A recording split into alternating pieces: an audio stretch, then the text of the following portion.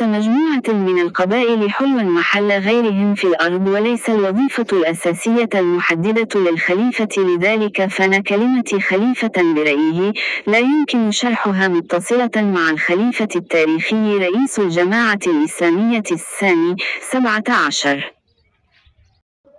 لكن على الرغم من ذلك فان المولد لم يستطع أن يتجاهل وجود آيتين وردتا فيهما لفظة خليفة في صيغة المفرد الأولى إشارة إلى دم في قوله تعالى: وإذ قال ربك للملائكة إني جاعل في الأرض خليفة قالوا أتجعل فيها من يفسد فيها ويسفك الدماء ونحن نسبح بحمدك ونقدس لك قال إني أعلم ما لا تعلمون 18. والثانية إلى النبي داود في قوله تعالى: يا داود إنا جعلناك خليفة في الأرض فاحكم بين الناس بالحق ولا تتبع الهوى فيضلك عن سبيل الله إن الذين يضلون عن سبيل الله لهم عذاب شديد بما نسوا يوم الحساب 19. ويرى المولد أنه على الرغم من أن هاتين الآيتين حظيتا باهتمام كل من بحث في الخلافة من الفقهاء والمفكرين المسلمين، فان لفظة خليفة التي وردت في كلا الآيتين يوم الحساب 19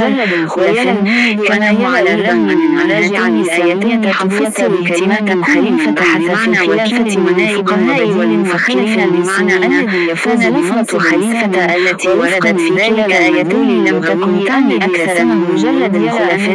كما شرح الآيتين في عندما وداود تفسر كلمة خليفة كان معنى وكيل على الأرض بديل خلف في معنى الذي يفوز بمنصب 10. ووفقا لذلك المدلول اللغوي الخليفة في الحقيقة لا يرى أن مفسرين شرحوا الآيتين في عندما وداود سمي باسم خليفة إذ كان كل منهما على الأرض نائبا عن مسألة وجود علاقة بين لقب خليفة وبين هاتين الآيتين اللتين وردتا فيهما لفظة خليفة في صيغة المفرد وبينما منفذا لشريعة خليفة التي لم تكن تعني من وجهة نظره أكثر فمجرد مسألة وجود علاقة بين لقب خليفة